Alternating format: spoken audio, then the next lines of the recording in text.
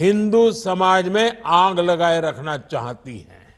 कांग्रेस समाज में जहर घोलने के हर हथकंडे अपना रही है। इसलिए ही गांधी जी ने कहा था कि कांग्रेस को खत्म कर देना चाहिए। कांग्रेस ने बार बार ये सिद्ध किया है कि वो एक गैर जिम्मेदार दल बन गया है। वो अभी भी देश को बांटने के लिए नए नए नैरेटिव गढ़ रही है। कांग्रेस समाज को बांटने का फॉर्मूला लाती रहती है। कांग्रेस देश के मतदाताओं को गुमराह करने से बाज नहीं आ रही। कांग्रेस का फॉर्मूला साफ है कि मुसलमानों को डराते रहो, उनको भय दिखाओ, उनको वोट बैंक के कन्वर्ट करो और वोट बैंक को मजबूत करो। कांग्रेस के एक भी नेता ने आज तक कभी नहीं कहा कि हमारे मुस्लिम भाई बहनों में कितनी जातियां होती हैं। मुस्लिम जातियों की बात आते ही कांग्रेस के नेता पर मुंह पर ताला लगाकर बैठ जाते हैं। लेकिन जब भी हिंदू समाज की बात आती है तो कांग्रेस उनकी चर्चा जाति से ही शुरू करती है। कांग्रेस की नीति है हिंदुओं की एक जाति को दूसरी जाति से लड़ाओ। कांग्रेस जानती है कि जितना हिंदू बटेगा उतना ही उसका फायदा होगा।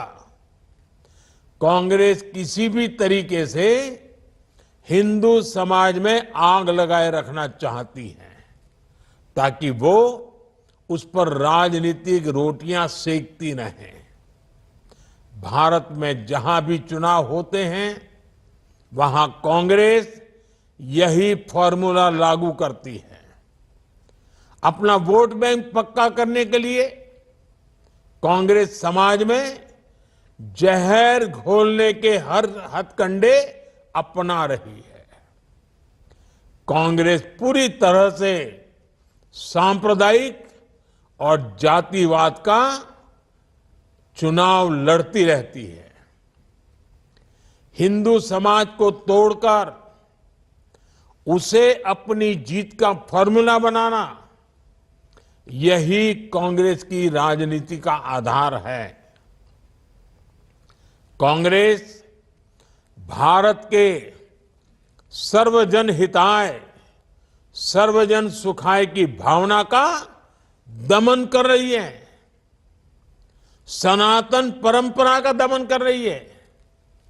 जिस कांग्रेस ने इतने वर्षों तक देश पर राज किया, वो सत्ता में वापसी के लिए इतनी बेचैन है कि हर रोज नफरत की राजनीति कर रही है।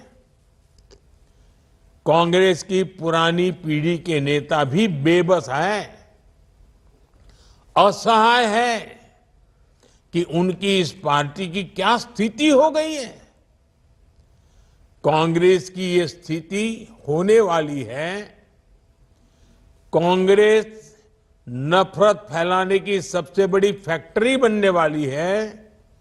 ये गांधी जी ने आजादी के बाद ही समझ लिया था। इसलिए ही गांधी जी ने कहा था कि कांग्रेस को खत्म कर देना चाहिए। कांग्रेस खुद खत्म नहीं हुई, लेकिन आज देश को खत्म करने पर तुली हुई है। इसलिए हमें सावधान रहना है, सतर्क रहना है। साथियों, मेरा पक्का विश्वास है समाज को तोड़ने की आज जो कोशिश हो रही है